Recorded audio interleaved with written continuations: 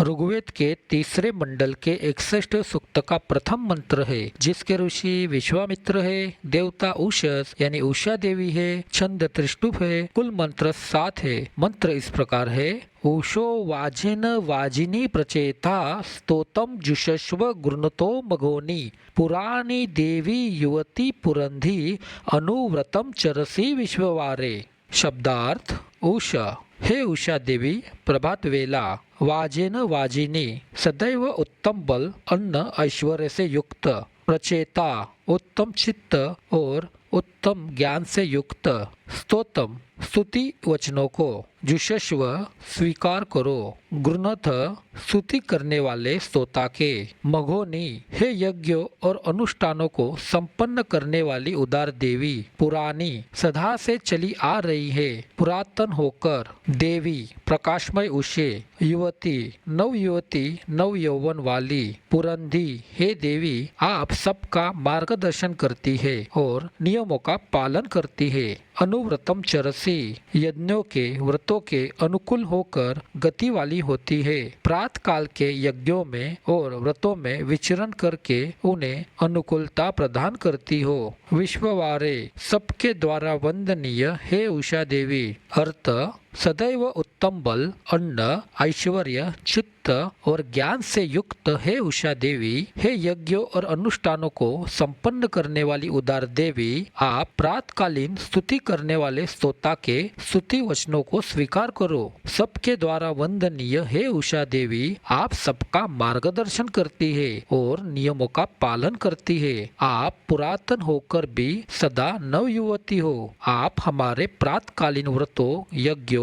और अनुष्ठानों में विचरण करके उन्हें अनुकूलता प्रदान करती हो, उन्हें सार्थक करती हो। स्पष्टीकरण। यहाँ पर उषा देवी के विविध गुणों का वर्णन किया गया है। यहाँ पर उषा देवी को उत्तम बल, अन्न, ऐश्वर्य, चित्त और ज्ञान से युक्त कहा गया है। इसके अलावा उषा देवी को पुरातन युवती, सबकी मार्गदर्शक और नियमों का पालन करने वाली कहा गया है, जो प्रातः काल के यज्ञों में और व्रतों में विचरण करके उन्हें अनुकूलता प्रदान करती है। अब हम उषा देवी के इन दिव्य गुणों का विस्तार पूर्वक विवेचन करेंगे। उत्तम बल। उत्तम बल का अर्थ केवल शारीरिक शक्ति, धन या बाह्य ऐश्वर्य से नहीं है। यह तो क्षणिक और परिवर्तनशील होते हैं। सदैव उत्तम बल वह है जो आत्मा से उत्पन्न होता है, अर्थात आत्मिक बल यानी चित्त, बुद्धि, विवेक और ज्ञान में संचित ऊर्जा। उपनिषदों और आयुर्वेद के अनुसार जो भी व्यक्ति अपने चित्त और मन को शुद्ध रखता है, ज्ञान और विवेक से परिपूर्ण होता है, वही जीवन में सही निर्णय लेने में सक्षम होता है और भ्रम या लालच से प्रभावित नहीं होता। उसका मन स्थिर और साहसी रहता है, जिससे कठिन परिस्थितियों का सामना भी निडरता से कर सकता है। वैदिक दृष्टि से ऐसा व्यक्ति अपने व्रत, यज्ञ और अनुष्ठानों को सफल और फलदायी बना सकता है। साथ ही वह दूसरों का मार्गदर्शन करने और उनके लिए उचित सलाह देने में सक्षम होता है। अंततः शुद्ध चित्त और विवेकशील मनुष्य को स्थायी सुख, शांति और आत्मिक सामर्थ्य प्राप्त होती है। उत्तम अन्न क्या है? अन्न दो प्रकार के होते हैं, एक शारीरिक अन्न और आत्मिक अन्न। उत्तम शारीरिक अन्न वही है जो शुद्ध, शाकाहारी, सुपाच्य और पोषक, जो शरीर, मन और आत्मा तीनों के लिए लाभकारी हो, जो धार्मिक अनुष्ठानों और यज्ञों में अर्पित या मन, चित्त और भाव से भगवान को अर्पित करके प्रसाद स्वरूप ग्रहण किया गया हो। अन्न केवल पेट भरने के लिए नहीं, बल्कि शरीर, मन और आत्मा को बल देने वाला होता है। यज्ञ और अनुष्ठानों में इस्तेमाल होने वाला यह अन्न देवताओं को अर्पित किया जाता है और इससे सबसे श्रेष्ठ माना जाता है। वैदिक दृष्टि से ऐसा अन्न केवल भौतिक पोषण नहीं देता, बल्कि आध्यात्मिक ऊर्जा और दिव्यता भी प्रदान करता है। इससे व्यक्ति का शरीर बलवान, मन प्रसन्न और चित्त पवित्र होता है। इसलिए इसे उत्तम शारीरिक अन्न कहा जाता है, जो जीवन की समग्र उन्नति और कर्मों की सिद्धि के लिए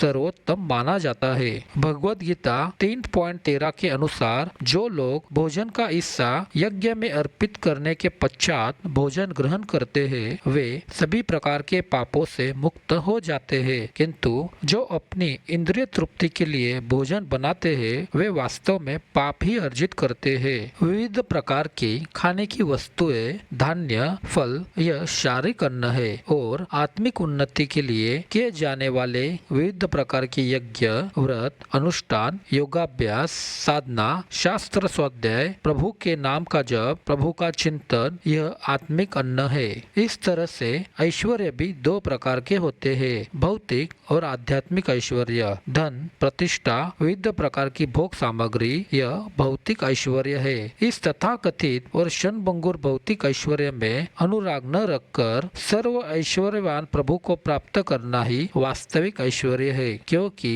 एक बार जिसने उस सर्व समर्थ प्रभु को प्राप्त किया तो उसे कुछ भी प्राप्त करने की इच्छा नहीं रहती। प्रभु में लगा हुआ चित्त ही उत्तम चित्त है और जिस ज्ञान से हमारा चित्त प्रभु में लगे वह उत्तम ज्ञान है। उषा देवी आत्मस्थिति के समान सदैव नव यौवन यानी दिव्य और अपरिवर्तनशील रहती है। वास्तविक शरीर परिवर्तनशील होता है, लेकिन आत्मा प्रभु का शाश्वत अंश होने के नाते प्रभु के समान सदैव सच्चित आनंदमय है। आत्मा पुरातन होकर भी सदैव नव यौवन यानी समान स्थिति में मतलब कभी बूढ़ा न होने वाला होता है। अपने इस दिव्य आत्म स्थिति में स्थित होना यही पुरातन होकर भी नव यौवन होने के समान है। उषा को मार्गदर्शक और नियमों का पालन करने वाली कहा गया है, क्योंकि जब रात्रि का अंधकार छाया रहता है तब मनुष्य कुछ नहीं देख पाता। यह अज्ञान का प्रतीक है। उषा का आगमन उस अज्ञान के अंधकार को दूर कर ज्ञान और चेतना के उदय का प्रतीक बनता है। वह मनुष्यों, पशुओं और पक्षियों सभी को जगाती है और सबके लिए समान रूप से प्रकाश फैलाती है। उषा देवी सभी प्राणियों को जागृति और कर्म के मार्ग पर प्रेरित करती है। इसलिए ऋषियों ने कहा है उषा सबका मार्गदर्शन करती है, क्योंकि वह जीवन में सत्य, जागरूकता और कर्मयोग की दिशा दिखाती है। उषा हर दिन समय पर आती है, न अधिक जल्दी न देर से। वह कभी नियम नहीं तोड़ती, प्रतिदिन ब्रह्म मुहूर्त में निश्चित समय पर उदित होती है। यह उनके द्वारा रुत यानी सृष्टि के शाश्वत और देवी नियम का पालन करने का प्रतीक है। इसलिए कहा गया है कि उषा रुत की अनुयायी है, क्योंकि वह सृष्टि के उसी देवी क्रम के अनुरूप चलती है जैसे सूर्य, चंद्रमा और नक्षत्र चलते हैं। इस प्रकार उषा हमें यह सिखाती है कि जीवन में सत्य, नियम, अनुशासन और कर्मयोग के मार्ग पर चलना ही वास्तविक प्रकाश, जागरण और प्रगति का पथ है। उषा देवी प्रातकालीन व्रतों, यज्ञों और अनुष्ठानों में विचरण करके उन्हें अनुकूलता प्रदान करती है और उन्हें सार्थक बनाती है, क्योंकि उषा काल अर्थात प्रभात का समय वह समय है जब रात्रि का अंधकार धीरे धीरे मिटता है और पूर्व दिशा में कोमल प्रकाश का उदय होता है।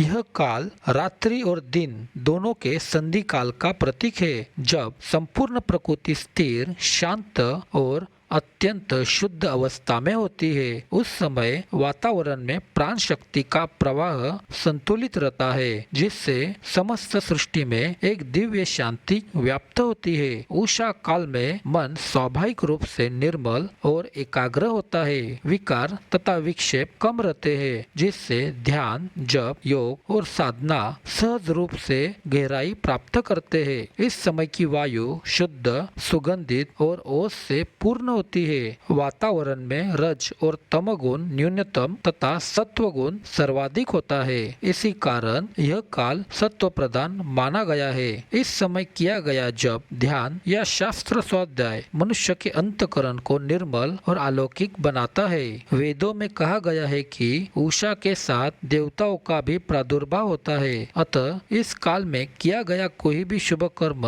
शीघ्र फलदायी और पुण्यवर्धक होता है। इसलिए उषा काल का समय अत्यंत पवित्र, मधुर और दैवी गुणों से युक्त होता है।